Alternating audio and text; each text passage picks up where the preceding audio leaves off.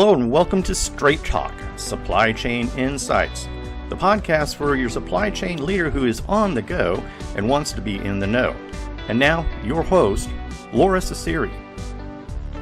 Welcome to Straight Talk with Supply Chain Insights. My name is Laura Sicard, and I'm the founder of Supply Chain Insights, and this program is designed to provide unique insights to business leaders who are trying to manage their supply chain through this pandemic.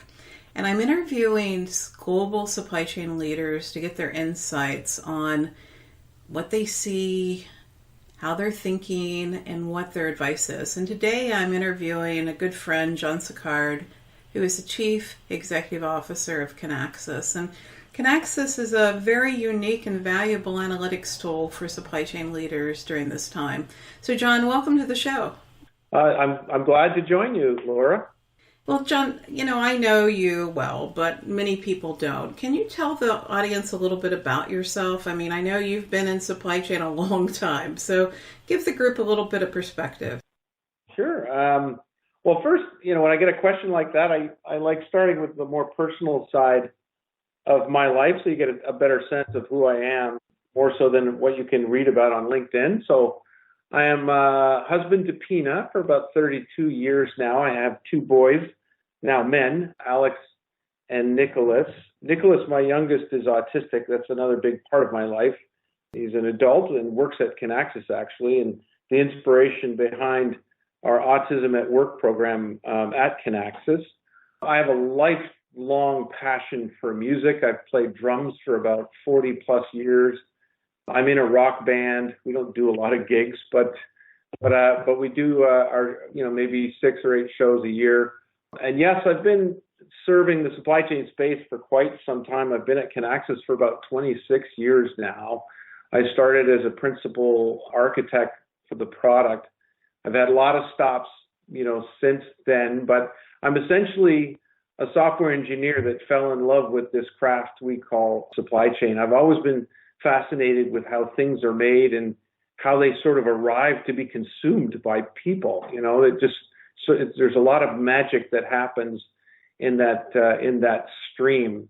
And so I've been the CEO now since 2016 or so. The company continues to grow.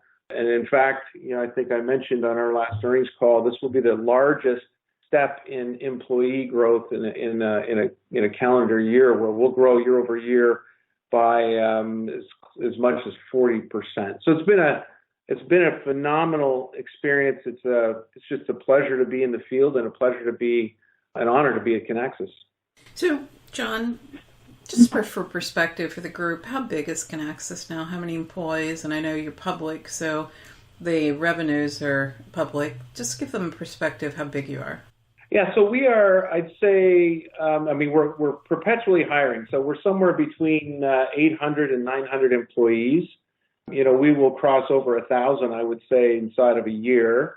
What's even more fascinating than just size is the fact that we have exactly one product.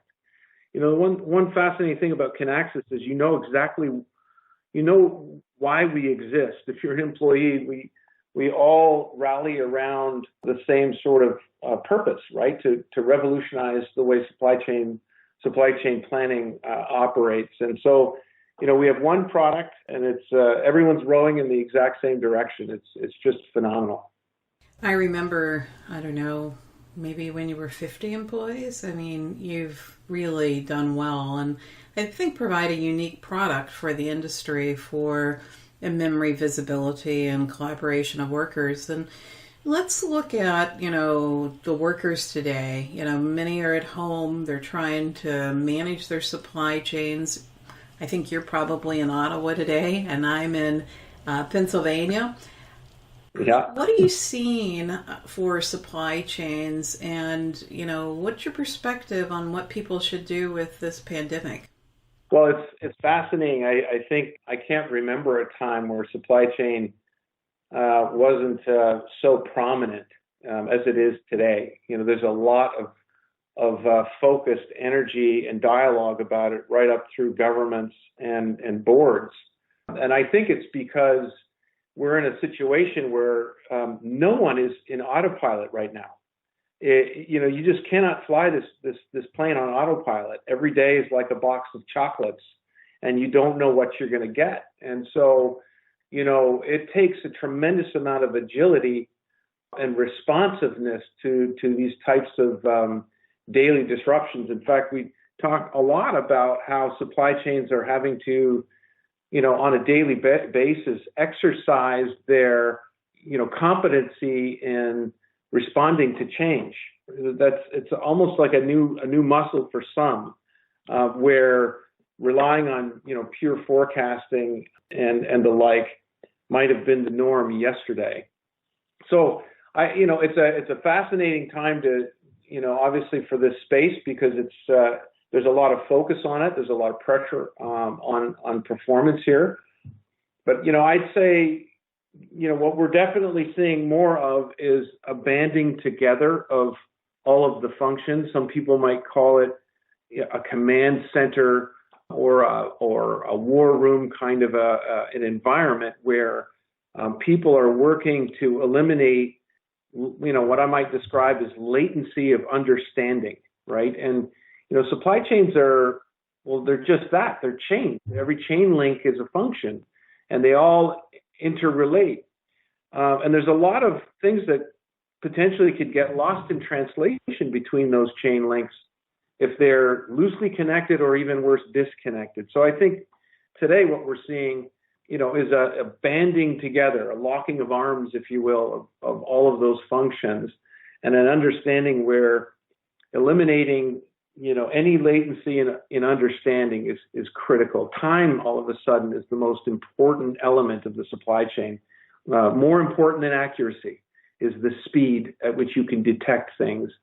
It's directly correlated to the speed at which you can correct things. And so I think that's what we're seeing today. It's obviously more difficult, being remote as we are, at Kinaxis. We have to learn there's a new norm in terms of working at the same time. Well, this issue around data latency and making decisions, one of the things that's fascinating for me to watch is the fact that in this pandemic, we were late getting tests. The time to read the test is longer than the time for people to recover, and we don't have good baseline of information. And I think the same is in the supply chain, that we're depending a lot on batch transactions and data that has latency and history that doesn't reflect the present. So what would you recommend that people do? Well, it is interesting. It's almost like there's this notion where in the past you could operate with some presumption of certainty, and there was a lot of models based on that. And I think even as the story you related about this surge of tests, evaluating the tests, they just weren't prepared. It's almost like it's the antithesis of being agile. So I think now there's this notion that there's two sides of the supply chain, that, there's two muscles you have to exercise. Obviously, there's a muscle around accuracy and efficiency, but the other one is around agility and responsiveness. So I think today, when you think about, the best approaches and what supply chains ought to be thinking about now is, looking for ways to accelerate and augment their agility. I ask this question of people to get them thinking about it. It's kind of a theoretical question, but if you ask yourself, would you rather be infinitely accurate or infinitely agile? And it's not, it's a theoretical kind of an exercise, but you quickly realize if you are truly infinitely agile, you don't require any accuracy at all. Zero, in fact, because you could essentially respond to any condition. Now, it's a theoretical exercise, but it's one that causes people to start thinking about how strong is their agility muscle, and what causes lethargy in their supply chain. The story you just spoke to was one of lethargy. Why is this moving so slow? The virus is moving much faster than our own medical systems here. Healthcare providers can move. So it starts to drive, competency in new different areas. You talked about one of them, and it's about data latency.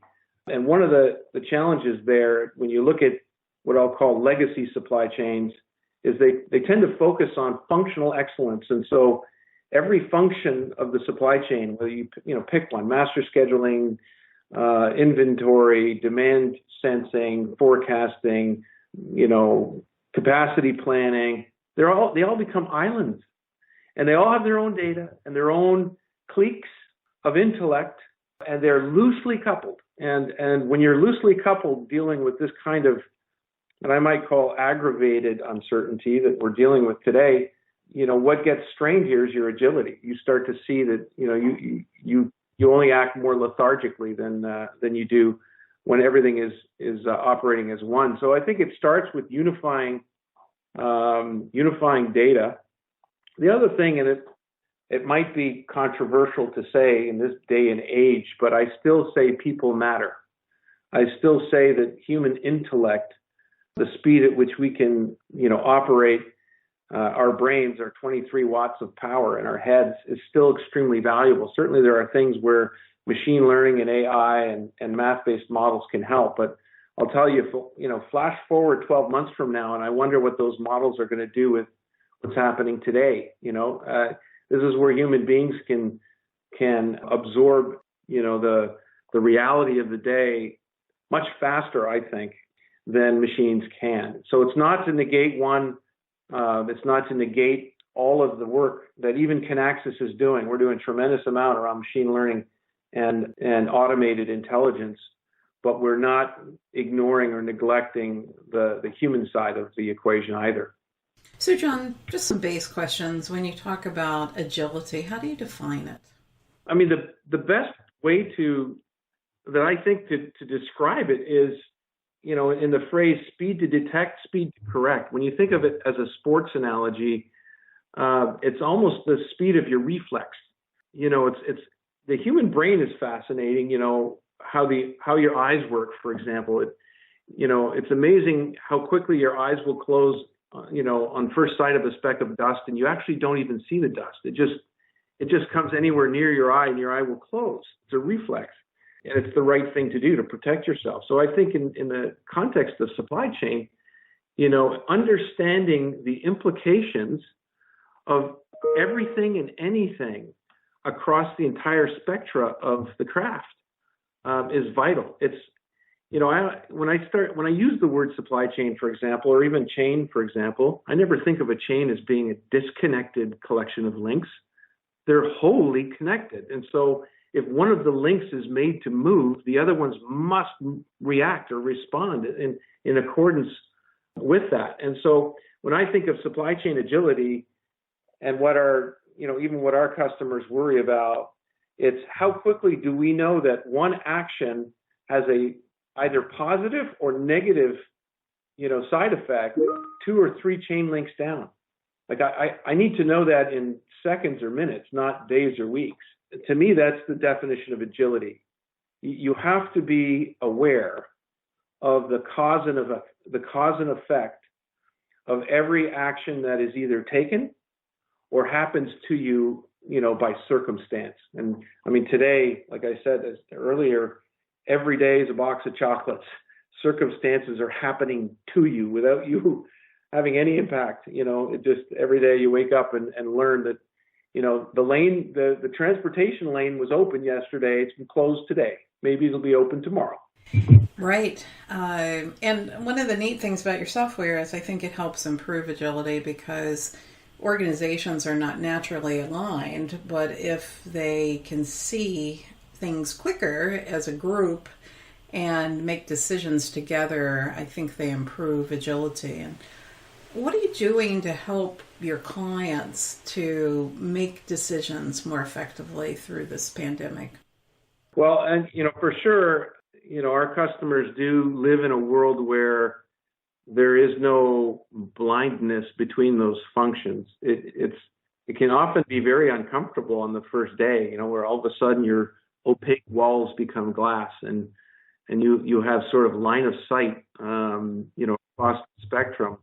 that's definitely one area that I'd say is a prerequisite. But we have been monitoring, because we're a cloud-based provider, we can monitor sort of usage statistics, and we do so just to understand load. So we make sure our customers experience the highest levels of satisfaction. So we've noticed over the last 6 or so weeks a pretty significant surge in usage of our product. So, it's been quite fascinating. It started in high-tech electronics predominantly, and you can, with our high-tech customers, they have a lot of raw material sourcing in China, so that made a lot of sense to see that. We've seen it now in CPG and life sciences, a pretty significant surge, almost a 2x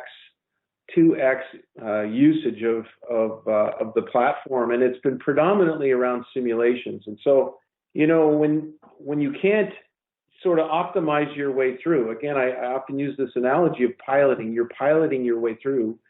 It becomes extremely important to run frequent scenarios, simulations. There's never a perfect answer. There's an obvious, safe answer to every decision that you make. But again, it starts by understanding, am I helping or hurting?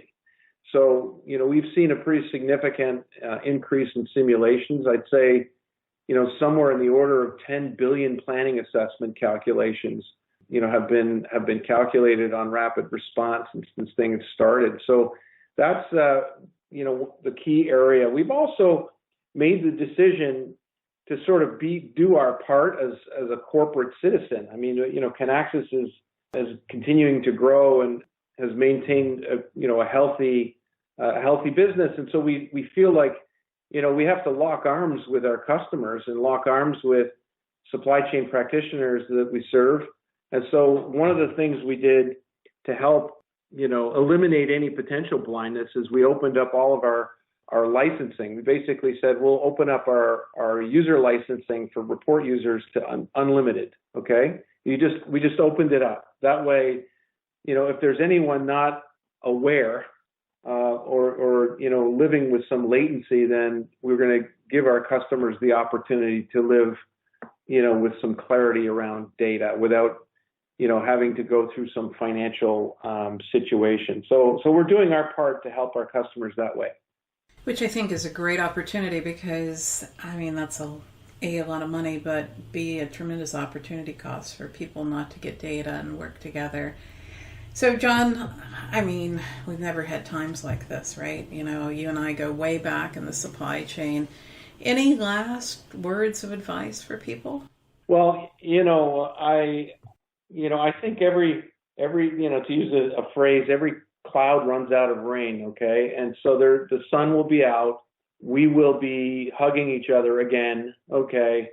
I really believe that. I think we have to lock arms here to get through this, but I think human species has shown, obviously, to be wildly resilient, wildly so. So I have nothing but absolute confidence that this will, become part of our history, and we'll be living a bright future. I'd say, to practitioners out there that, as they get through all of this, and I think you've written about this, Laura, is about what is the new norm of supply chain.